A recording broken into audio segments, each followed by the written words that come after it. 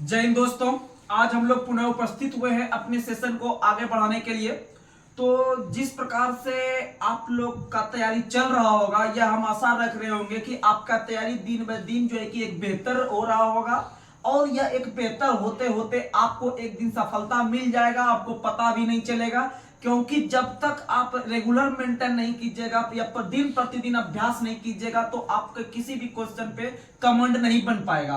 लेकिन बहुत सारे छात्र जिस प्रकार से रेगुलर कमेंट भी करते हैं कि यह सेशन बहुत अच्छा चल रहा है, ऐसा यूट्यूब पे चैनल नहीं चल रहा है, मतलब ग्रुप डिस्कशन कहीं भी देखने के लिए नहीं मिल रहा था और यह जो मिला है यह आप लोग को समझ लीजिए कि यह रेगुलर के बेसिस पे आपको मिलेगा, किसी भी दिन एब्सेंट नहीं होगा। आपको कम से कम संडे के दिन ही सिर्फ एक वीडियो मिलता है और ऐसे आपको लगभग 3 वीडियो मिलेगा प्रतिदिन।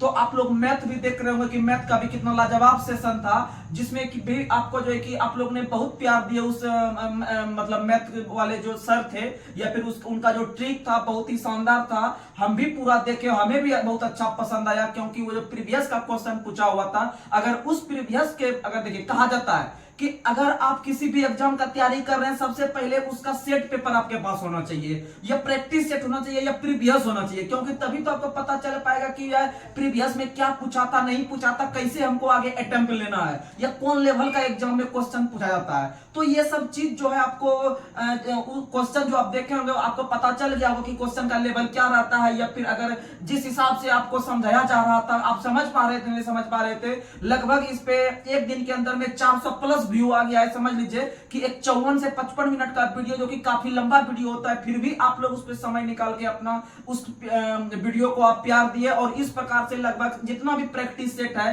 ये बिहार एसएससी का भी चल रहा है, बिहार एसएससी का जब खत्म हो जाएगा पूरा प्रीवियस तो उसके बाद फिर आपको एसएससी जीडी का करवाया जाएगा, यह भी खत्म हो जाएगा, तब आपको रेलवे का करवाया जाएगा। तो आप लोग जो है कि सिर्फ इस पर रेगुलर बने रहिए, आपको कहीं भी कोई प्रकार का दिक्कत नहीं आएगा। वहीं अगर हम बात करते हैं आपका जीके जीएस का, तो बहुत लोग बोलते हैं कि सब सब्जेक्ट को करवाइए एक वीडियो में, तो देख लीजिए कि यह संभव नहीं है, क्योंकि आपको सब्जेक्ट वाइज अगर करवाया जाएगा तो आपके माइंड में भी ज्यादा कोई भी बात अगर एक टॉपिक के बारे में जैसे समझ लीजिए, जैसे कल हम जो है कि बात किए थे, थोड़ा सा बात किए थे गहराई के तौर पे बात किए थे, जैसे कि आपको उसमें सिख गुरु के बारे में बात किए थे, गुरु नानक के बारे में बात किए थे, गुरु गोविंद सिंह के बारे में बात किए थे। तो क्या होता है कि आपका अगर कोई भी टॉपिक लेके थोड़ा सा हम उसको मेच्योरिटी के साथ थोड़ा सा उसको हम डील करते हैं या क्लियर करने की कोशिश करते हैं तो आपका माइंड भी थोड़ा सा अच्छा से कैचअप करता है, क्योंकि मनुष्य का वो जो माइंड है उसमें बहुत चीज क्षमता है स्टोरेज करने का, लेकिन उनको एहसास नहीं हो पाता है कि मेरा माइंड का कैपेसिटी कितना है। तो आज बता दे कि किसी भी मनुष्य का जो मस्तिष्क होता है उसमें ज्ञान का असीम भंडार होता है, लेकिन वह कभी अपने आप को एहसास नहीं करवा पाता है कि मेरा जो है कि मस्तिष्क जो है वह कितना चीज को ग्रहण कर सकता है। तो समझ लीजिए सबसे बेस्ट चीज है आपका अभ्यास। अगर आप किसी भी चीज को लगातार अभ्यास के में ला रहे हैं तो समझ लीजिए कि आपका तैयारी या किसी भी चीज को आप अधिक दिन तक याद रख सकते हैं। इसीलिए मान लीजिए जैसे सचिन तेंदुलकर क्रिकेटर बने थे तो वो दिन भर में लगभग 18 घंटा भूखे प्यासे प्रैक्टिस करते थे। क्या वो जो कि क्रिकेट था उसमें याद रखने वाला चीज नहीं था, फिर भी वो प्रैक्टिस वाला चीज था। जब तक कि वो 18 घंटा नेट पे प्रैक्टिस नहीं करता था तो समझ लीजिए एक दिन भी उसका टाइम पास नहीं होता था, यानी लगभग वो 18 घंटा दिन प्रतिदिन जो है कि मेहनत करते रहे, तभी जो है कि आज हम उसे मास्टर ब्लास्टर के रूप में जानते हैं, क्रिकेट के भगवान के रूप में जानते हैं। तो समझ लीजिए कि उतना पूरे इंडिया में टीम जो बनता है 11 खिलाड़ी बनता है, उसमें एक जगह बनाना या पूरे विश्व लेवल पे अपना रिकॉर्ड कायम करना कितना बड़ा चीज होता है। लेकिन आपको उसी तरह से आप इतना कंपटीशन के भीड़ में आप तैयारी कर रहे हैं, समझ लीजिए जब तक आप अपना जी जान नहीं लगाइएगा, अपना हार्डवर्क नहीं कीजिएगा तो फिर जो है कि आप कहीं ना कहीं पीछे पड़ जाइएगा। तो दोबारा फिर आपको साल 2 साल का वेट करना पड़ेगा और साल 2 साल में आदमी का जिंदगी आगे निकल जाता है। और जो है कि घर परिवार भी जिनका स्थिति थोड़ा सा मिडिल फैमिली से होइएगा तो आगे परेशानी भी आ सकता है। तो आप लोग उस दिन को नहीं लाइए, इतना अपने आत्मा को बोलिए कि हमें उस तरह से पॉजिटिव माइंड दे, उस तरह से सरस्वती माता से उस तरह से हमेशा ज्ञान करते रहिए कि हमें पॉजिटिव वे में रखिए और हमें आगे बढ़ाने का प्रयास कीजिए, जिससे कि हम लोग एक अलग पहचान बना सके। जो भी हमारे आसपास का आदमी है उसके नजर में थोड़ा सा एक लेवल का आदमी बने और हम अपने माँ बाप का जो है कि नाम रोशन करने का प्रयास करें। तो चलिए कोई बिना देरी किए हुए हम लोग शुरुआत करते हैं आज के करंट अफेयर्स और साइंस से। तो आप लोग जो है कि ध्यान से सुनने का प्रयास कीजिएगा। तो चलिए आप लोग को बताना है कि देश के पहले लोकपाल कौन बने थे? पिनाकी चंद्र घोष। तो याद रखिएगा लोकपाल। लोकपाल जो एक शब्द है वह भ्रष्टाचार को कम करने के लिए शब्द आया है। जैसे आप लोग को पता होगा स्वीडन देश हो गया, फिनलैंड देश हो गया, ये सब के देश को हम लोग स्कैंडिनेवियन देश के नाम से जानते हैं। अर्थात स्वीडन विश्व का पहला देश है जिन्होंने अपने यहाँ लोकपाल को लाया, क्योंकि वहां पर बढ़ रहा था भ्रष्टाचार। भ्रष्टाचार को कम करने के लिए लोकपाल को लाया और विश्व का पहला देश स्वीडन बना जिन्होंने अपने यहाँ लोकपाल की नियुक्ति किया। उसी के आधार पर भारत का जब संविधान लागू हुआ या आजाद हुआ भारत का देश, तो यहाँ पर भी दिन प्रतिदिन भ्रष्टाचार जो है कि बहुत दिन से ही चल रहे थे। तो इसे कम करने के लिए सबसे पहला व्यक्ति जो आए आपका के.एम. मुंशी आए। के.एम. मुंशी ही भारत के ऐसे पहले व्यक्ति बने थे जिन्होंने यह प्रस्ताव रखा था कि भाई लोकपाल को भारत में भी लागू कीजिए, नहीं तो यहां भी भ्रष्टाचार जो है कि दिन ब दिन बढ़ते चल जाएगा। इसीलिए पहली बार के.एम. मुंशी के द्वारा 1968 में 1968 में लोकपाल को संसद में पेश किया गया, लेकिन लोकसभा तक ही सीमित रह गया, वो पास फाइनली नहीं हो पाया। लेकिन आगे चलकर अंततः 2013 ईस्वी में संसद ने इसे पारित कर दिया और उस समय वो लागू नहीं किया, लागू अंततः आके 2019 में किया। यानी लोकपाल जो पारित हुआ था संसद के द्वारा 2013 में, याद रखिएगा 2013 में, और 2019 में जब इसे लागू किया गया तो उस पद पर बैठने वाले पहले व्यक्ति जो बने थे पिनाकी चंद्र घोष। कौन बने थे? पिनाकी चंद्र घोष, जिसे हम लोग शॉर्ट में पीसी घोष के नाम से भी जानते हैं, पीसी घोष के नाम से भी जानते हैं। और इस प्रकार से जो इनका क्राइटेरिया रहता है, इसका जो योग्यता रहता है बैठने का, कम से कम 45 वर्ष। यानी किसी भी व्यक्ति जो ज्ञान के बहुत बड़े ख्याति प्राप्त व्यक्ति हो, जो कि राष्ट्रपति के नजर में आपका कानून का बहुत बड़ा ज्ञाता हो, बहुत बड़ा जानकार हो, वैसे ही व्यक्ति को लोकपाल के पद पर बैठाया जाता है। तभी तो वो कानून का पढ़ाई पढ़ा रहेगा, तो जो भ्रष्टाचार को कम करने में सहायता करेगा। तो इसी प्रकार से पिनाकी चंद्र घोष पहले व्यक्ति बने हैं। वहीं इसी तरह चलते चलते आगे अभी जो बने हैं आपके लोकपाल जो वर्तमान समय में है, वो आपके कौन है? क्या है? मोहंती, यानी पीके मोहंती यानी प्रदीप कुमार मोहंती। वर्तमान में पीके मोहंती हैं और पहले जो थे वो आपके पिनाकी चंद्र घोष थे। और याद रखिएगा कम से कम एज रहता है 45 साल और इसका रिटायरमेंट का एज 70 वर्ष, यानी रिटायरमेंट 70 वर्ष और कम से कम एज 45 वर्ष। और इसका कार्यकाल सामान्यतः 5 वर्ष का। कितने वर्ष का? 5 वर्ष का। ये रहा आपका लोकपाल। चलिए अब आगे बढ़ते हैं। अगला क्वेश्चन आप लोग को बताना है कि देश के पहले चीफ ऑफ डिफेंस स्टाफ कौन थे? तो याद रखिएगा जनरल बिपिन रावत। देश के पहले चीफ ऑफ डिफेंस स्टाफ, जिसे हम लोग शॉर्ट में सीडीएस कहते हैं, चीफ ऑफ डिफेंस स्टाफ। अब देखिएगा यानी कि शुरू से ही जिस प्रकार से भारत आजाद हुआ, तो आप लोग को देखने के लिए मिला होगा कि एक भारतीय सेना का अध्यक्ष रहता है, थल सेना का रहता है, नौसेना का रहता है, वायु सेना का एक अध्यक्ष रहता है उसको संभालने के लिए, उसको कमांड करने के लिए। लेकिन वो शुरू से ही थे, आजादी के समय से यह स्थापना किया गया था। लेकिन ये जो सीडीएस का पद आप लोग के बीच बोले, ये सीडीएस का पद हमारे शुरू से ही नहीं था कहीं भी। लेकिन आगे चलकर जब नरेंद्र मोदी की सरकार आती है, बीजेपी की सरकार आती है, तो लगभग 2018-19 से जो है कि भारत के जो पहले जो कि सीडीएस नियुक्त किए गए हैं वह जनरल बिपिन रावत बने थे, जनरल बिपिन रावत। तो आप लोग को बताना चाहिए, यहाँ पर एक ध्यान आना चाहिए कि ये सीडीएस का पद क्या जरूरी पड़ गया जो भारत में इसे लाना पड़ गया। क्या पहले से नहीं हमारा देश चल रहा था, पहले से रक्षा नहीं हो रहा था? तो आप लोग को पता होगा कि दिन ब दिन जो है कि आपके जो आसपास के जो शत्रु देश हैं, जैसे चीन हमारा शत्रु देश में आता है, पाकिस्तान हमारा शत्रु देश में आता है। तो जब आप लोग को नागरिकता पढ़ाएंगे तो नागरिकता में आपका शत्रु देश का नागरिक पढ़ाएंगे और आपका जो मित्र देश का नागरिक पढ़ाएंगे। जैसे हमारा रूस है तो रूस जो है वो मित्र देश के अंतर्गत आएगा। उसके बाद जैसे बांग्लादेश है वो मित्र देश में आएगा। लेकिन जो आपका पाकिस्तान और ये चीन है, बार बार इसे अटैक होते रहता है, मारपीट होते रहता है, तो इसका मतलब ये शत्रु देश का नागरिक है। तो समझिएगा, तो ये जो शत्रु देश का नागरिक था, तो देख रहे होंगे कि आर्मी वगैरह हो गया, थल सेना वगैरह हो गया, आपका ये मारपीट पाकिस्तान वगैरह से चलते रहते थे। यानी कि थल सेना, भारत में कितना प्रकार की सेना है? 3 प्रकार की सेना है। तीनों सेना मिलकर एक बार अगर कोई चीज पे अटैक करेगा, देखते होंगे अगर पहला अटैक करता है तो वो थल सेना करता है, आर्मी वगैरह बीएसएफ वगैरह जाके लड़ाई करते हैं। लेकिन वहां पर अगर हम उस लड़ाई में बीएसएफ को भी एक साथ उतार देंगे, थल सेना को भी एक साथ उतार देंगे, नौसेना को भी एक साथ उतार देंगे, तो इसका मतलब तो इसका मतलब है कि अच्छा से उस जीत को हम हासिल कर सकते हैं और जो कि हमारा प्रतिद्वंदी देश रहेगा उसे हम पीछे पछाड़ सकते हैं। तो कहने का मतलब तीनों सेना में सामंजस्य को स्थापित करने के लिए, तीनों सेना में एकता को स्थापित करने के लिए, आखिर एकता बनाएंगे तभी तो अटैक कर पाएंगे अच्छा से। यानी कि तीनों में जब अटैक करने के लिए, तीनों सेना में सामंजस्य को स्थापित करने के लिए एक नया पद लाया सीडीएस। कौन सा पद लाया? सीडीएस। कि भाई तीनों में सामंजस्य को बात विचार करके अटैक करेंगे तो अच्छा रहेगा अटैक करने में। तो उस नया पद का नाम था सीडीएस और उस पद पर बैठने वाले पहले व्यक्ति जो भारत के बने थे वो जनरल बिपिन रावत, जो कि अभी हमारे बीच में नहीं है। उनका वो जो शहीद प्राप्त किए थे वो आप लोग को पता है कि हवाई दुर्घटना में केरल तमिलनाडु के तट पर जो है कि टकरा गया था पहाड़ से, वहां पर जो है कि उनका हेलीकॉप्टर क्रैश कर गया था, वहां पर जो है कि वो शहीद को या फिर वीरगति को प्राप्त कर लिए। लेकिन अगर आपसे क्वेश्चन पूछेगा कि ये जो जनरल बिपिन रावत थे इनका संबंध किस राज्य से था, तो उत्तराखंड से। कहां से था?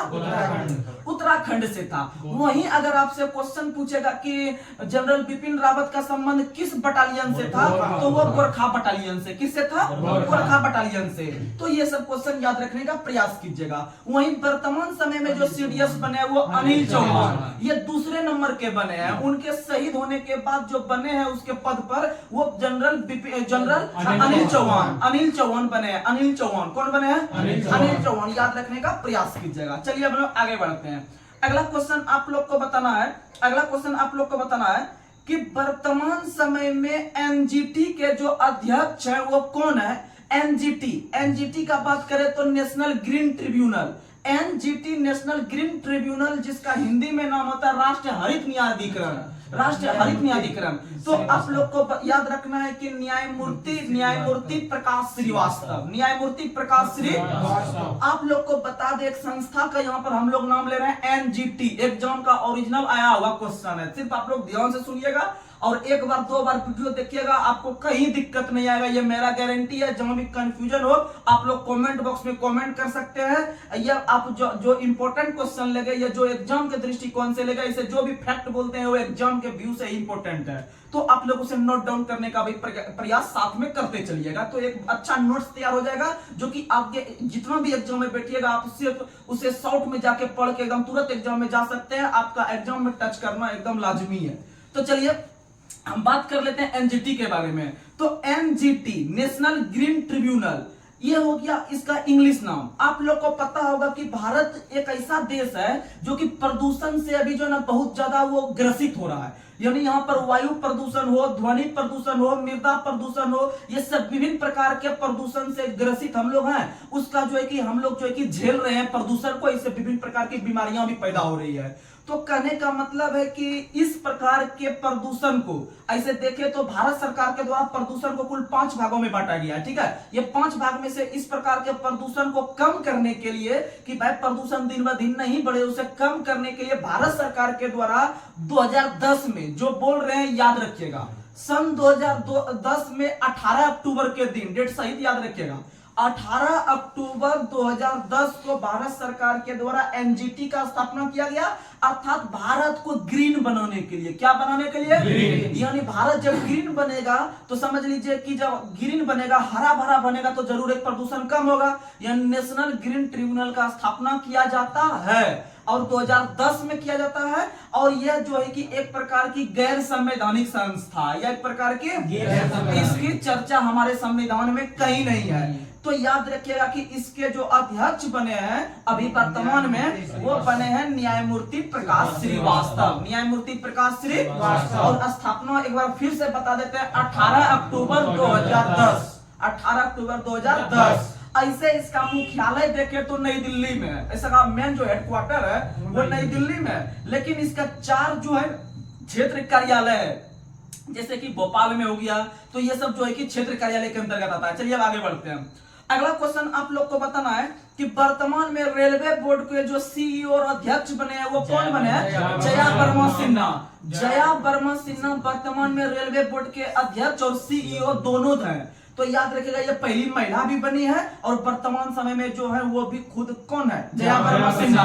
अब बात करते हैं रेलवे बोर्ड का। तो रेलवे बोर्ड का स्थापना 1905 में लॉर्ड कर्जन के समय किया गया था। आप लोग जो भी रेलवे का फॉर्म भरते होंगे अलग अलग बोर्ड में डालते होंगे फॉर्म, तो ये जो बोर्ड का स्थापना किया गया था, याद रखिएगा 1905 में। और इस बोर्ड का स्थापना करने के लिए एक समिति का नाम आता है रॉबर्टसन समिति। रॉबर्टसन समिति, कौन सी समिति? रॉबर्टसन समिति के सिफारिश पर भारत में पहली बार रेलवे बोर्ड की स्थापना 1905 में किया गया था। वही अगर बात करते हैं कि किस गवर्नर के समय, तो लॉर्ड कर्जन के समय। लॉर्ड कर्जन, क्योंकि उस समय बंगाल विभाजन भी कर्जन के समय हुआ था। यह क्वेश्चन बहुत बार एग्जाम में आता है। और आप लोग को बता दें कि ये जो रेलवे बोर्ड के जो पहले जो अध्यक्ष और सीईओ बने थे, तो याद रखिएगा बीके यादव, यानी विनोद कुमार यादव, विनोद कुमार यादव। और वर्तमान में जो है वो जया वर्मा सिन्हा, जया वर्मा सिन्हा। चलिए अब आगे बढ़ते हैं। अगला क्वेश्चन आप लोग को बताना है कि वर्तमान समय में आईआरसीटीसी के जो निदेशक है वो कौन है, तो याद रखिएगा संजय कुमार जैन। आप लोग को पता होगा कि अगर आप रेलवे से संबंधित कुछ भी काम करते हैं, अगर आप एक छोटा सा एक टिकट भी बुक करते हैं तो आपको आईआरसीटीसी पे जाना पड़ता है। तो एक बार रेलवे के एग्जाम में क्वेश्चन पूछ लिया गया था कि आईआरसीटीसी का पूर्ण रूप क्या होता है, तो याद रखिएगा आईआरसीटीसी का जो पूर्ण रूप होता है वो होता है इंडियन रेलवे। आसान से याद कीजिएगा, ज्यादा टेंशन नहीं लेना। आईआर शुरू में आता है तो इंडियन रेलवे बना लेंगे, कोई दिक्कत नहीं हुआ। उसके बाद देखते होंगे अगर आप ट्रेन में सफर करते होंगे तो आप लोग खाना भी मंगा लेते हैं, आईआरसीटीसी में ऑर्डर करके मंगाते हैं। तो इसका मतलब वो कैटरिंग के रूप में भी काम कर रहा है। किस रूप में? कैटरिंग। यानी इंडियन रेलवे पहले से माइंड में फिट करवा दिया, फिर सी से कैटरिंग बना लेंगे। क्या बना लेंगे? कैटरिंग। यानी इंडियन रेलवे कैटरिंग। उसके बाद एंड लगाना है। क्या लगाना है? एंड। यानी और भी वो कुछ काम करता है आपके साथ, ऐसा नहीं कि खाली खाने दे रहा है। यानी Indian railway catering and tourism corporation. Tourism का मतलब आपको खाना के साथ साथ वो यात्रा भी करवा रहा है। क्या करवा रहा है? यानी Indian railway catering and tourism corporation. ये जो है एक प्रकार की संगठन है, अर्थात कॉर्पोरेशन है। तो याद रखिएगा आईआरसीटीसी का पूर्ण रूप याद रखना एकदम जरूरी है। और आईआरसीटीसी के जो वर्तमान में अध्यक्ष बने हैं वो संजय कुमार जैन। संजय कुमार जैन याद रखने का प्रयास कीजिएगा। अगला क्वेश्चन, वर्तमान समय में चुनाव आयोग के राष्ट्रीय आइकॉन के रूप में किस भारतीय अभिनेता को नियुक्त किया गया है, तो याद रखिएगा राजकुमार राव। राजकुमार राव। राजकुमार राव को आपका चुनाव आयोग या निर्वाचन आयोग या इलेक्शन कमीशन के द्वारा भारत का जो चुनाव होगा जितना भी, उसका राष्ट्रीय आइकॉन के रूप में उसे नियुक्त किया गया है। नियुक्त किया गया है। और बात करते हैं चुनाव आयोग का, तो चुनाव आयोग का स्थापना 25 जनवरी 1950 को किया गया था। और प्रत्येक वर्ष 25 जनवरी को जो है कि हम लोग राष्ट्रीय मतदाता दिवस मनाते हैं। प्रत्येक 25 जनवरी को 2011 से मनाना शुरू किया, 2011 से शुरू किए हैं। और जितने भी जैसे लोकसभा का चुनाव हो गया, विधानसभा का चुनाव हो गया, उसके बाद राष्ट्रपति का चुनाव हो गया, प्रधानमंत्री का चुनाव हो गया, तो ये सारा चुनाव करवाने का जो निर्णय लेते हैं वो आपका चुनाव आयोग लेते हैं। कौन लेते हैं? चुनाव आयोग। अगर हम भारत के पहले चुनाव आयुक्त का बात करते हैं तो सुकुमार सेन थे। सुकुमार सेन भारत के पहले चुनाव आयुक्त बनते हैं। वहीं इस तरफ बढ़ते बढ़ते बढ़ते अभी 25वें नंबर के राजीव कुमार बन गए हैं। कौन बन गए हैं? राजीव कुमार। और चुनाव आयोग जो था वह पहले एक सदस्य आयोग था, लेकिन आगे चलकर 1993 से वह 3 सदस्य आयोग बन गया। क्या सदस्य आयोग? 3 सदस्य आयोग। और अब तक भी 3 सदस्य आयोग के रूप में काम कर रही है। चलिए अब आगे बढ़ते हैं। अगला क्वेश्चन आप लोग को बताना है कि वर्तमान समय में सीबीआई के जो निदेशक है वो कौन है, तो याद रखिएगा वर्तमान में सीबीआई निदेशक प्रवीण कुमार सूद। प्रवीण कुमार सूद सीबीआई के निदेशक प्रवीण कुमार सूद है। और याद रखिएगा कि सीबीआई का जो स्थापना किया गया था 1963 में। 1963 में सीबीआई का फुल फॉर्म होता है central bureau of investigation. Central bureau of investigation. उसी तरह से एक होता है सीआईडी, एक होता है सीआईडी। सीआईडी में सेंट्रल नहीं लगाइएगा, ये क्रिमिनल को पकड़ने वाली संस्था है, यानी criminal investigation of department. Criminal investigation of department, यानी वो जो डिपार्टमेंट है वो क्रिमिनल को पकड़ने की काम करती है। और भारत के अंदर में केंद्र लेवल पे जो आपका इन्वेस्टिगेशन या जांच पड़ताल करती है वो सीबीआई करती है। यानी central bureau of investigation CBI या स्थापना 1963। और वर्तमान में अध्यक्ष हैं प्रवीण कुमार सूद। प्रवीण कुमार सूद याद रखिएगा। अब आपको हम इस भी याद करवा देते हैं 4-5 गो जो कि आपका भारत के अंदर में खुफिया विभाग है। जैसे कि आप लोग को आईबी 1887, वही बात करते हैं आपको सीआईडी का स्थापना, तो सीआईडी का स्थापना 1920 में हुआ है, सीआईडी का स्थापना 1920 में। वही सीबीआई 1963, सीबीआई 1963, रॉ 1968, यानी रिसर्च एंड एनालिसिस विंग। वहीं अगर बात करते हैं आपका क्या कहते हैं एनआईए का, तो एनआईए का स्थापना 2008 में हुआ है। जब मुंबई हमला हुआ था, 26/11 हमला हुआ था, आप लोग को पता होगा ताज होटल के आसपास, तो वो 26/11 हमला यानी 26 नवंबर 2008 को जो हमला हुआ था आतंकवादी के द्वारा, उसे जांच करने के लिए भारत सरकार के द्वारा एनआईए का स्थापना किया गया था दिसंबर 2008 में। लेकिन इससे पहले एनसीबी का स्थापना तो 1986 में, NCB narcotics control bureau, NCB narcotics control bureau, इसका स्थापना 2006 में किया गया है। कब किया गया है? 2006 में। और एनसीबी का full form narcotics control bureau. और याद होगा आप लोग को कुछ दिन पहले शाहरुख खान का बेटा इसमें फंसा हुआ था, तो उसकी जांच एनसीबी कर रही थी, क्योंकि वो जो है कि ड्रग्स वगैरह का काम कर रहे थे, तो इसीलिए उसकी जांच एनसीबी कर रहा था। और एनसीबी उसके सत्यता की जांच कर रहा था। किस चीज की जांच कर रहा था? यानी सत्य शब्द का हम इसलिए प्रयोग किया क्योंकि वर्तमान में जो एनसीबी के जो अध्यक्ष है वो सत्यनारायण है, सत्यनारायण प्रधान, सत्यनारायण प्रधान, याद रखिएगा। चलिए अब आगे बढ़ते हैं। अगला क्वेश्चन और बिहार दरोगा का पूछा हुआ क्वेश्चन है, मेंस का आप लोग के पास हम रख रहे हैं, थोड़ा सा समझने का प्रयास कीजिएगा कि भाई क्वेश्चन का उठ रहा है कहां से, आखिर कौन कौन टॉपिक को टच कर रहा है। अगर आपको हकीकत में जिस दिन सिलेबस का पता चल जाएगा वाकई में, तो आपका 50% एग्जाम उसी दिन निकल गया, समझ लीजिए। तो आगे बढ़ते हैं। आप लोग को बताना है कि फिक्की के वर्तमान में अध्यक्ष कौन है, तो वो अनीस शाह है। कौन है? अनीस शाह। फिक्की के वर्तमान में अध्यक्ष कौन है?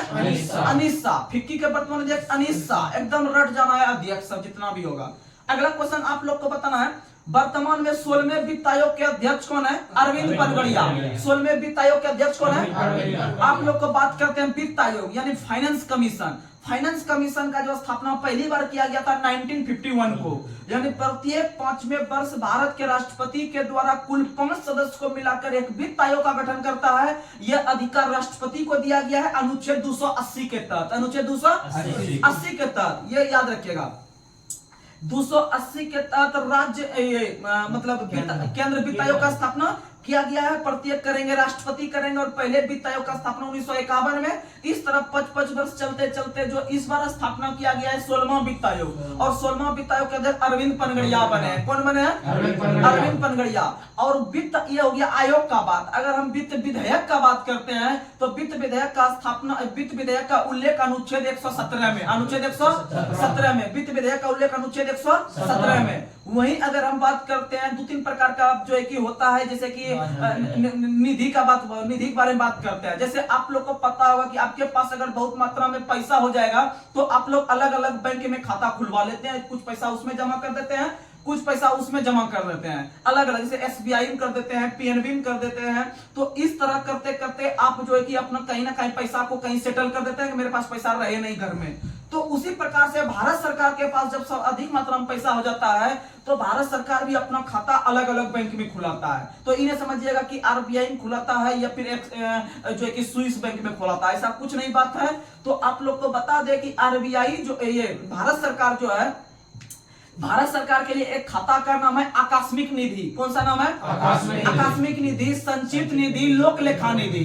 ये 3 प्रकार की जो निधि होती है, ये सरकार उसमें पैसा रखती है, सरकार अपना पैसा रखती है। तो आकस्मिक का मतलब है, आकस्मिक में इसलिए रखती है, आकस्मिक में इसलिए रखती है कि वहां पर जो है कि भारत सरकार के पास अगर किसी प्रकार का कोई आकस्मिक घटना घटित होती है, जैसे अभी भारत और चीन के बीच युद्ध हो जाएगा, सरकार को जरूरत पैसा का पड़ जाएगा, तो आकस्मिक निधि से पैसा निकालेगा। तो ये चीज है। अगर किसी व्यक्ति को वेतन देना रहेगा, तो वह पैसा संचित निधि से निकालेगा। किससे निकालेगा? संचित निधि से निकालेगा। तो ये सब उसका जो है कि जरिया रहता है कि इसमें क्या करना है, नहीं करना है। अगर हम बात करते हैं कि आकस्मिक निधि का उल्लेख किस अनुच्छेद में है, तो अनुच्छेद 267 में, अनुच्छेद 267 में, अनुच्छेद 267 में। वहीं अगर हम बात करते हैं संचित निधि का, याद रखिएगा सभी प्रकार के पदाधिकारी को वेतन संचित निधि से देते हैं। ये क्वेश्चन ओरिजिनल एग्जाम में आया हुआ। इतना आपके देखिएगा, इतना अगर आपको हम डीप बता रहे हैं, तो मेरा एक ही फंडा है कि आपको कोई भी चीज बारीकी से समझ में आए। आपको हम 1 लिनियर पढ़ के भी निकल सकते थे, इससे कुछ नहीं होने वाला है आपका, समझ लीजिए आपको स्टैटिक के साथ करंट को बना के रखना पड़ेगा और वैसा तैयारी कीजिए जो 2-4-10 दिन या 20 दिन या फिर महीना 2 महीना तक याद रहे, तभी आपको एग्जाम कुछ हो पाएगा। ऐसा नहीं कि अभी हम रट लिए, दिमाग में कुछ सेट नहीं हुआ, अगला दिन सुबह जगे तो पता चला कुछ माइंड में है ही नहीं, और एग्जाम में जाइएगा तो अपने आधा माथा रहता है, काम करता है, अच्छा सबका काम नहीं कर पाएगा तो अच्छा आप परफॉर्मेंस नहीं कर पाइएगा। जब परफॉर्मेंस नहीं कर पाइएगा बाद रिजल्ट नहीं होने वाला है। तो आप लोग को हम बता रहे हैं आकस्मिक निधि 267, एक होता है संचित निधि 266। अब समझिएगा, बहुत कंफ्यूज करता है इसमें बच्चा, तो आप लोग को हम बता दे। संचित निधि मात्र 3 अक्षर का है। संचित निधि यानी संचित में 3 अक्षर का है, यानी थोड़ा छोटा नाम है। आकस्मिक के तुलना में आकस्मिक 5 अक्षर का है। तो याद रखिएगा, बड़ा में बड़ा मारेंगे, यानी आकस्मिक में 267 ले लेंगे, वहीं संचित छोटा अक्षर है, इसमें 266 ले लेंगे। लेकिन आदमी को पता रहता है 266 या 67 है, लेकिन कौन क्या है वो नहीं क्लियर कर पाता है। तो आकस्मिक बड़ा है इसलिए 267 मारेंगे, वहीं आकस्मिक थोड़ा छोटा है 266 मारेंगे। ये हो गया संचित निधि। वहीं एक एक्स्ट्रा जो हम आप लोग के पास बताए लोक लेखा निधि, लोक लेखा निधि जो है कि 266 के सेकंड में है, 266 के सेकंड में है। लोक लेखा निधि 266 के सेकंड में है, तो ये चीज याद रखिएगा। और आप लोग को बता दे कि एक होता है विनियोग विधेयक। विनियोग विधेयक, विनियोग विधेयक की चर्चा अनुच्छेद 114 में है। अब आप लोग को बता दे विनियोग विधेयक क्या होता है। जैसे आप लोग को कुछ देर पहले बताए कि अगर आकस्मिक निधि से पैसा निकालना रहेगा तो वो राष्ट्रपति निकाल सकते हैं। कौन निकाल सकते हैं? राष्ट्रपति। क्योंकि दूसरा देश से जो युद्ध होता है वो राष्ट्रपति युद्ध की घोषणा कर सकते हैं, उसकी समाप्ति करने का अधिकार भी राष्ट्रपति को है, क्योंकि उसके पास तीनों सेनाओं का प्रमुख का अधिकार है, यानी तीनों सेनाओं का चीफ इन कमांडर होता है, राष्ट्रपति होते हैं। तो इसका मतलब राष्ट्रपति को अधिकार है कि हम आकस्मिक निधि से पैसा हम जब चाहे मन हम निकाल सकते हैं। लेकिन वो ऐसा नहीं है कि वो अपने मन से निकाल सकते हैं, उसके लिए भी कोई प्रोसेस होता है। तो याद रखिएगा, संसद में यह बात पहुंचता है कि भैया देखिए लोग आपका राष्ट्रपति पैसा निकालने वाले हैं, इसके लिए जो भी प्रोसेस रहता है, जैसे आप जाते हैं बैंक में निकालने के लिए, ऐसा नहीं है कि बोल दिए बस निकाल के दे दिया, उसके लिए थंब देते हैं या फॉर्म भरते हैं, उसका कुछ प्रोसेस होता है। तो उसी प्रकार से राष्ट्रपति के पास भी प्रोसेस होता है, वह बात संसद में पहुंचता है। संसद में जो है कि आपका विनियोग विधेयक आता है, वो पैसा निकालने के लिए विनियोग विधेयक आता है, जिसकी चर्चा अनुच्छेद 114 में है। और विनियोग विधेयक जब पारित हो जाता है दोनों सदन में कि हाँ ये सही काम के लिए पैसा जा रहा है, तभी जो है कि राष्ट्रपति को पैसा जो है कि आकस्मिक निधि से मिलता है। तो यहाँ से क्वेश्चन जानते हैं कैसे पूछेगा? क्वेश्चन यही पूछेगा, सबसे पहला क्वेश्चन पूछेगा ये विनियोग विधेयक की चर्चा किस अनुच्छेद में है? 114 में। किसमें है? 114 में। दूसरा क्वेश्चन थोड़ा लेवल का क्वेश्चन बनाएगा कि राष्ट्रपति जब आकस्मिक निधि से पैसा निकालती है तो कौन सी प्रक्रिया अपनाई जाती है या कौन सा विधेयक को लाया जाता है? तो विनियोग विधेयक। कौन सा विधेयक? विनियोग विधेयक। ऐसे याद रखिएगा तो लंबा दिन तक चलिएगा। अगला क्वेश्चन आप लोग को बताना है, अगला क्वेश्चन आप लोग को बताना है कि वर्तमान समय में WHO की मुख्य वैज्ञानिक जो बनी है, एक भारतीय बनी है, जिसका नाम क्या है? याद रखिएगा, सौम्या स्वामीनाथन। सौम्या स्वामीनाथन। अब बात करते हैं WHO का, तो WHO का स्थापना 7 अप्रैल 1948 को, 7 अप्रैल 1948। तो WHO यानी वर्ल्ड हेल्थ ऑर्गेनाइजेशन, जिसका मुख्यालय जेनेवा में है। कहाँ में है? जेनेवा। और पूरे विश्व में स्वास्थ्य विभाग पर कमांड करने के लिए WHO का स्थापना किया गया है। और WHO के वर्तमान में अध्यक्ष हैं आपका टेड्रोस एधानोम। टेड्रोस एधानोम वर्तमान में WHO के महानिदेशक हैं। और इसका स्थापना 7 अप्रैल 1948 को किया गया था। आपको 7 अप्रैल इसलिए याद करवा रहे हैं क्योंकि प्रत्येक वर्ष 7 अप्रैल को विश्व स्वास्थ्य दिवस मनाते हैं। विश्व स्वास्थ्य दिवस यानी वर्ल्ड हेल्थ डे किस लिए मनाते हैं? क्योंकि उसका स्थापना उसी दिन 1948 को हुआ था। अगला क्वेश्चन आप लोग को बताना है कि वर्तमान समय में मालदीव के जो राष्ट्रपति बने हैं वो कौन बने हैं? तो याद रखिएगा, मालदीव यानी मो से लिखते हैं और उस राष्ट्रपति का जो नाम आएगा वो भी मो से आएगा, यानी मोइनुद्दीन मोइज्जू। मोइनुद्दीन मोइज्जू यानी मोइनुद्दीन या मोहम्मद मोइज्जू, याद रखना है, मोइज्जू यानी मो से मालदीव, मो से मोइज्जू। और मालदीव की राजधानी माले। मालदीव की राजधानी माले, याद रखने का प्रयास कीजिएगा। चलिए अब साइंस पे आते हैं। साइंस का जो भी इंपॉर्टेंट क्वेश्चन रहता है, यह क्वेश्चन आपको ALP में भी पूछा जाएगा। आप ग्रुप डी ऐसा एग्जाम में दीजिए, ग्रुप डी में भी आपको बायोलॉजी का क्वेश्चन बहुत लेवल का पूछा जाता है। तो आप लोग रेगुलर बनने का प्रयास कीजिए और जो है कि आपका अभी महेश बर्नवाल चल रहा है, ये खत्म होगा, आपको दृष्टि का बायोलॉजी देंगे। उसके बाद फिर आपका जो रेलवे घटना चक्र पूछा है वो टोटल चीज क्लियर करवाएंगे, आपको लूसेंट भी क्लियर करवाएंगे। बहुत लोग कमेंट करते हैं लूसेंट सीरीज लाइए सर, तो लूसेंट जो है कि आपको जो एक्स्ट्रा फैक्ट यहां से बोलते हैं वो लूसेंट स्पीडी में आपका सब कवर कर जाएगा। सिर्फ आप कंटिन्यू बन के रहिए, आपका एक क्वेश्चन भी नहीं छूटेगा, लेकिन आप कंटिन्यू रहिए। 2-4 दिन आप वीडियो देख लिए, उसके बाद कमेंट कीजिएगा कि सर ये कीजिए वो कीजिए, आपको टोटल चीज मिल रहा है। 1 घंटा के दरम्यान में आपको बहुत कुछ मिल जाता है एक्स्ट्रा फैक्ट के रूप में। तो आप लोग सिर्फ इसे अधिक से अधिक, आपके क्षमता है कि आप लोग जिस दिन अधिक से अधिक भोजन कर लेते हैं आपका HCl की खपत अधिक होता है, आपको पचने की क्षमता उस दिन अधिक लगता है। तो उसी प्रकार से आपको उतना वो हम मटेरियल दे रहे हैं कि आपको आसानी से पचा सकते हैं, और आसानी से पचा के ही आपको जो है कि वो आगे शरीर में लाभदायक होगा, या एग्जाम में देखने के लिए मिलेगा। तो चलिए अब आगे बढ़ते हैं। अगला क्वेश्चन आप लोग को बताना है कि सबसे छोटा आवृत बीजी पौधा कौन सा है? लेमना। सबसे छोटा आवृत बीजी पौधा लेमना है, ये तो हम याद कर लिए। लेकिन अगर शब्द यहाँ पर हमको देखने के लिए मिला आवृत बीजी और अनावृत बीजी, तो आवृत बीजी और अनावृत, तो आवृत का मतलब होता है जिस फल के ऊपर में कवर चढ़ा रहे ऊपर से, उसे आवृत बीजी कहते हैं, और जिस पर कवर नहीं चढ़ा रहे उसे अनावृत बीजी कहते हैं। क्या कहते हैं? अनावृत बीजी। तो उसी प्रकार के आवृत बीजी या फिर ओ से आवृत, ओ का इंग्लिश दे देगा कहीं कहीं एंजियोस्पर्म, यानी कि आवृत बीजी का जो इंग्लिश नाम होता है एंजियोस्पर्म। कभी कभी एंजियोस्पर्म हिंदी में ही लिखा हुआ मिल जाएगा। अगर आप जो लोग का सेट लगाते होंगे उनको एहसास हो रहा होगा कि हम सही बोल रहे हैं गलत बोल रहे हैं। तो एक होता है आवृत बीजी, एक होता है अनावृत बीजी। तो आवृत बीजी होता है वो अ से होता है, अनावृत भी अ से हुआ, लेकिन वो थोड़ा सा निगेटिव थॉट दे रहा है हमको अनावृत वाला।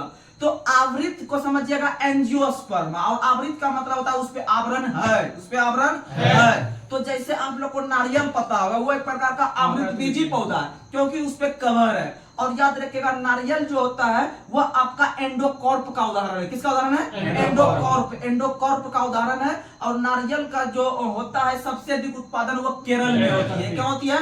केरल में नारियल सबसे अधिक उत्पादन होती है, याद रखिएगा। अगला क्वेश्चन आप लोग को बताना है कि प्रकाश संश्लेषण की प्रक्रिया किस प्रकार के तरंग में संपन्न होती है? प्रकाश तरंग में। किसमें संपन्न होती है?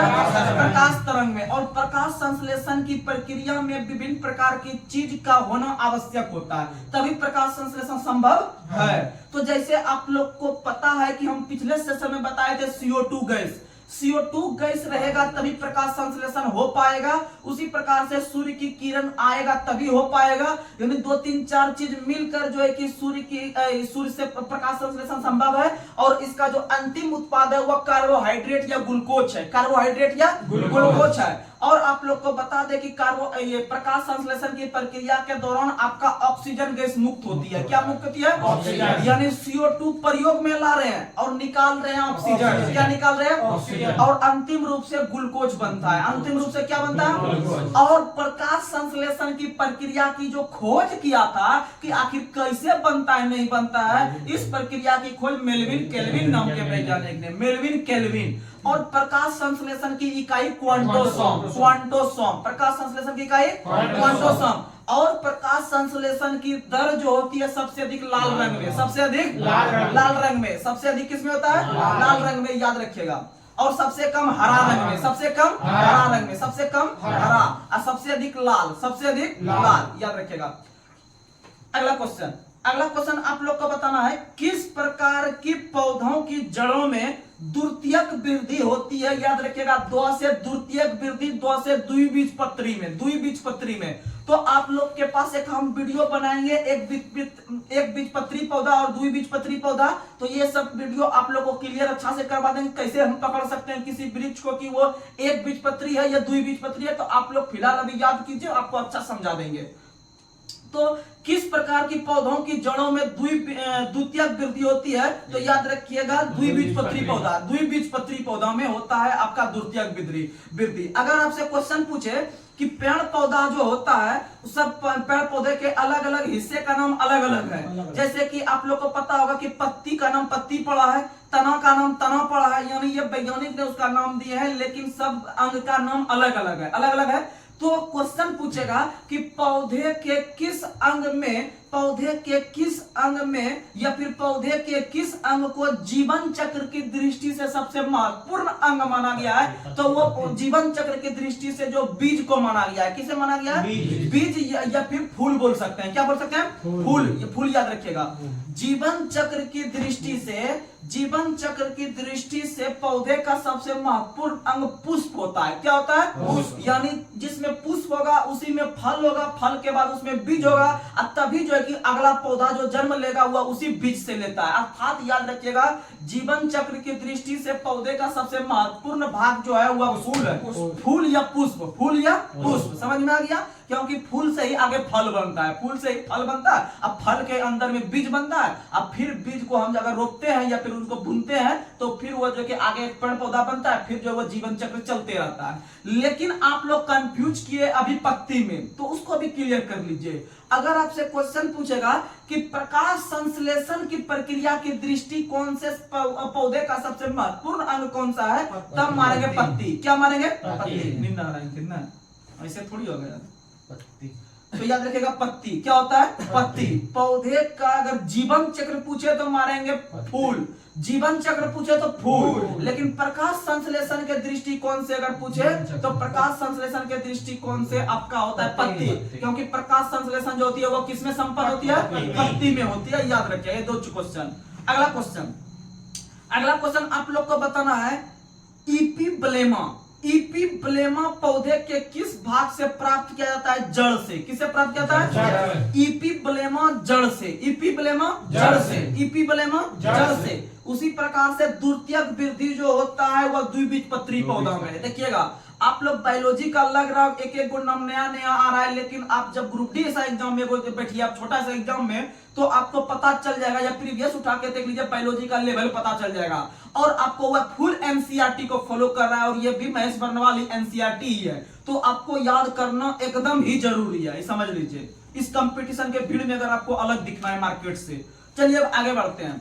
अगला क्वेश्चन आप लोग को बताना है कि बरगद की शाखा, यह भी प्रीवियस का पूछा हुआ क्वेश्चन आपके बीच हम रख रहे हैं। आप लोग देखते होंगे कि गांव सब में चौक चौराहा पे एक आगो बरगद का पेड़ देखने के लिए मिल जाता है, और बरगद के पेड़ में देखते होंगे बच्चा सब उसमें झूला भी झूलता है। बरगद का जो जड़ निकला हुआ रहता है एकदम, उसमें जड़ जो है कि उसमें जड़ आपका मिट्टी के अंदर से नहीं निकल के वो जड़ आपका उदाहरण हो गया ऊपर वाला, यानी उसका टहनी से ही जड़ लटका हुआ रहता है और लोग झुलवा खेलता है। तो इसका मतलब है कि वो जो आपका जड़ है वो किस प्रकार के जड़ का उदाहरण है। क्वेश्चन यही पूछा था कि बरगद के शाखाओं से निकलने वाली जड़ों को क्या कहा जाता है, तो याद रखिएगा स्तंभ मूल। क्या कहता है? स्तंभ। आप लोग को पता होगा कि जो कोई भी चीज अगर खड़ा है तो उसको स्तंभ बोलते हैं। क्या बोलते हैं? स्तंभ। यानी वो भी एक प्रकार से खड़ा है इसे, अर्थात वो स्तंभ। ये सब क्वेश्चन आपको माइंड में अंतरात्मा से एकदम सेटिंग करना होगा, तभी वो क्वेश्चन एग्जाम में बन पाएगा। तो यानी बरगद की पेड़ के जो शाखाओं से जड़ निकला हुआ है वो एक प्रकार का आपका स्तंभ जड़ है। क्या है? स्तंभ जड़। अगर बात करते हैं बरगद का, तो याद रखिएगा भारत का राष्ट्रीय वृक्ष क्या है?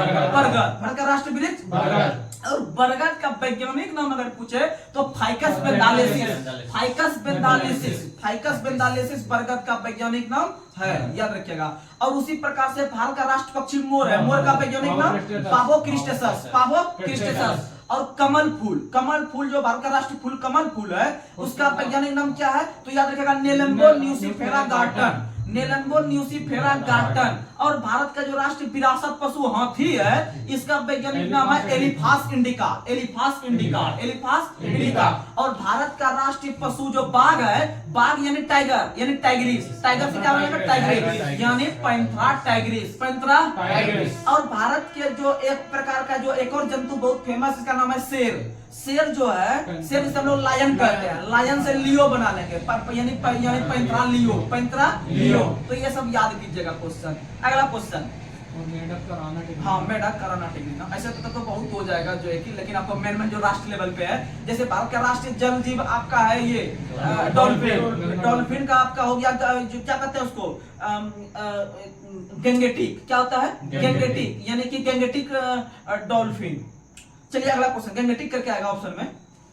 अगला क्वेश्चन आप लोग को बताना है, जलीय भागों में तने के आधार को विकसित करने के लिए जो पौधे की जड़ें होती है वो किस रूप में होती है? वो क्षैतिज रूप में। अब आप लोग को बता दे थोड़ा सा, जैसे कि कोई भी पौधा जो जल में उगता है, कोई भी पौधा जो जल में उगती है उसकी जड़ें किस प्रकार की होती है? वो क्षैतिज प्रकार की होती है। कैसी होती है? क्षैतिज। और क्षैतिज रहेगा कोई चीज, यानी ऐसे करके रहेगा तभी तो वो जल पे तैर पाएगा और वृक्ष उसको सहारा दे पाएगा वृक्ष को। अगर वो भी ऐसे करके स्तंभ रहेगा, पूरा ऐसे करके खड़ा रहेगा, यानी बरगद के जड़ के तरह रहेगा, तो वो जो है कि उस प्रकार से वो डूब जाएगा या फिर उसको सीधा नहीं रह पाएगा, वो गिर जाएगा। इसीलिए इस प्रकार से तैरते हुए रहेगा, तभी यानी कोई भी चीज तैरेगा तभी जब वो अपने आयतन के बराबर जल को विस्थापित करेगा, तभी वो तैर पाएगा।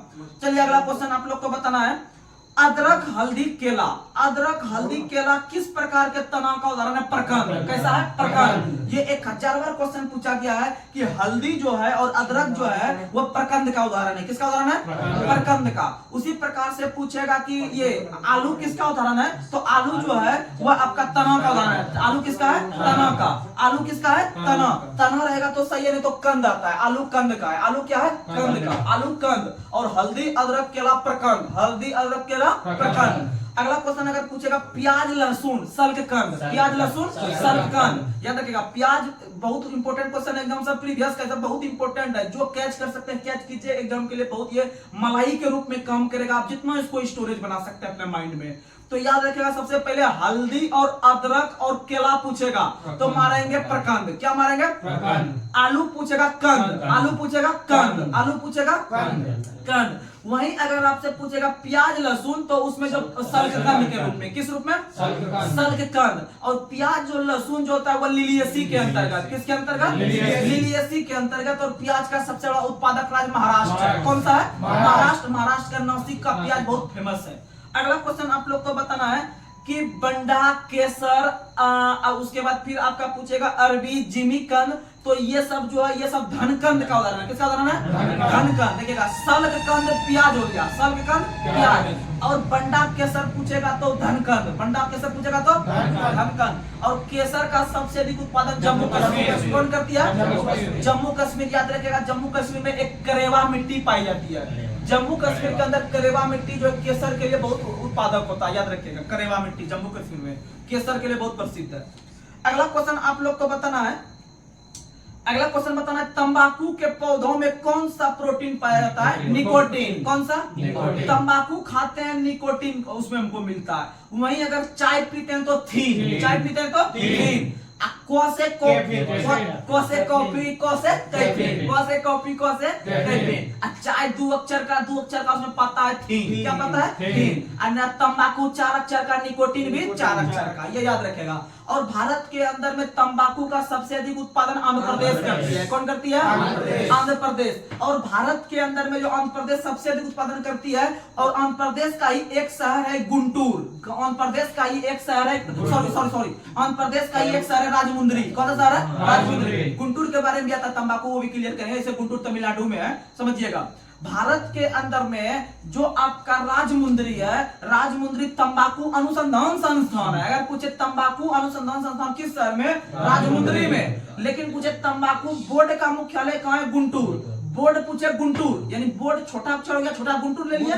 अनुसंधान बड़ा अक्षर हो गया, राजमुंद्री भी बड़ा अक्षर हो गया। यानी तंबाकू अनुसंधान संस्थान राजमुंद्री और तंबाकू बोर्ड का मुख्यालय गुंटूर। तंबाकू बोर्ड का मुख्यालय गुंटूर, याद रखने का प्रयास कीजिएगा। और तंबाकू में गुणसूत्र 48 कितना होता है? 48। तंबाकू में गुणसूत्र 48। आलू में भी 48। आलू में भी 48। मनुष्य में 46। मनुष्य में 46, याद रखिएगा। अगला क्वेश्चन आप लोग को बताना है कि ग्वाकर डोपर रेप गार्ड नहीं कहते हैं कि ये गार्ड का काम कर रहा है, यानी कि देखभाल का काम कर रहा है। तो याद रखिएगा, गार्ड नाम की कोशिका पेड़ पौधे में पाई जाती है। गार्ड नाम की कोशिका जो पेड़ पौधे में पाई जाती है, किस अंग में? पत्ती में। किस में पाई जाती है? पत्ती में। यह क्वेश्चन आपको डायरेक्ट एग्जाम में आ जाएगा तो लड़का अच्छा लड़का नहीं मार पाएगा, तो समझ लिए गार्ड कोशिकाएं पत्ती में। गार्ड कोशिकाएं पत्ती में। इससे पहले क्वेश्चन बताए थे इपीबलेमा। इपीबलेमा जो है कि किस पौधे के किस भाग से? जड़ से। इपीबलेमा जड़ से। और इससे पहले बताए थे द्वितीयक वृद्धि। द्वितीयक वृद्धि द्विबीजपत्री में। द्वितीयक वृद्धि द्विबीजपत्री में। अगला क्वेश्चन आप लोग को बताना है कि किस पौधे को औषधीय भारतीय चिकित्सक के रूप में जाना जाता है? आंवला को। किस जाना जाता है? आंवला। यह क्वेश्चन भी बहुत इंपॉर्टेंट है, बहुत बच्चा मारता है इसमें तुलसी, लेकिन आप लोग को एकदम माइंड में गांठ बन के याद रख लीजिएगा, इसका आंसर आंवला मारना है। क्या मारना है? आंवला। आंवला को चिकित्सीय भारतीय औषधि के रूप में जाना जाता है, यानी वो एक प्रकार के विटामिन सी का बहुत उत्तम स्रोत है आंवला, यानी खट्टा पदार्थ होता है आंवला, वो हमारे शरीर में घाव भरने में, यानी कि विभिन्न प्रकार का जो है कि पेट क्लियर रखने में बहुत सहायता करता है आंवला। तो याद रखेगा कि आंवला को आपका साग के भारतीय डॉक्टर के नाम से भी जानते हैं। ये क्वेश्चन आपको ज्यादा दिमाग में आया होगा, क्योंकि बार बार आप लोग पढ़ते होंगे स्पीडी लूसेंट में लिखा हुआ है साग के भारतीय डॉक्टर, तो साग के भारतीय डॉक्टर हो गया आपका जो है कि आंवला। क्या हो गया? आंवला। तो आज का लास्ट सवाल आप लोग बताइएगा करंट अफेयर्स के तौर पर इस सेशन में। बहुत से जो है कि आदमी या फिर छात्र या हमारे दोस्त जो इस चैनल को फॉलो कर रहे हैं, इतना प्यार दे रहे हैं, आप लोग कमेंट एकदम भर के करते हैं, और कल से जो है कि आप लोग जो कमेंट करते हैं उसका हम लोग नाम लेने का भी प्रयास करेंगे। तो आप लोग अधिक से अधिक जो भी इस चैनल को फॉलो कर रहे हैं, आप लोग यह रखिए कि हमको कमेंट का जवाब देना है, जो भी क्वेश्चन पूछते हैं उसका आंसर देना है, तभी जो है कि आप जो है कि एक प्रकार से आगे बढ़ चढ़कर हिस्सा ले सकते हैं किसी एग्जाम में। आपका कॉन्फिडेंस लेवल इसी मैदान में बनने वाला है। अगर आप अभी से अगर छूट के रहिएगा, अगर उतना ज्यादा आप नहीं फॉलो कीजिएगा, तो शायद आप आगे जाके एग्जाम में भी आपको हेजिटेशन आएगा। आप अपने अभी से ही अधिक से अधिक क्वेश्चन पूछने का प्रयास कीजिए, जिससे कि आपका हेजिटेशन जो अंदर का है वो दूर हो सके, और एग्जाम में एक बढ़ चढ़कर हिस्सा लेके एक अच्छा सा स्टूडेंट बन के परफॉर्मेंस दीजिए, और रिजल्ट उसी लोग का होता है। तो चलिए आज का सवाल आप लोग कमेंट बॉक्स में इसका जवाब दीजिएगा कि एनजीटी का स्थापना किस वर्ष हुआ था। एनजीटी का स्थापना जो है वह किस वर्ष हुआ था, आप लोग इसका जवाब कमेंट बॉक्स में दीजिएगा। और आप लोग अधिक से अधिक इस चैनल को प्यार दीजिए, जिस प्रकार से दे रहे हैं। आज भी लगभग 500 घंटा बढ़ा हुआ है, और हर एक सब्जेक्ट, जितना भी आपको सब्जेक्ट मिल रहा है, आप लोग समान दृष्टिकोण से देखिए, आपको समान रूप से फायदा होने वाला है। तो चलिए आज तक हम लोग यही इस सेशन को समाप्त करते हैं, तब तक के लिए धन्यवाद।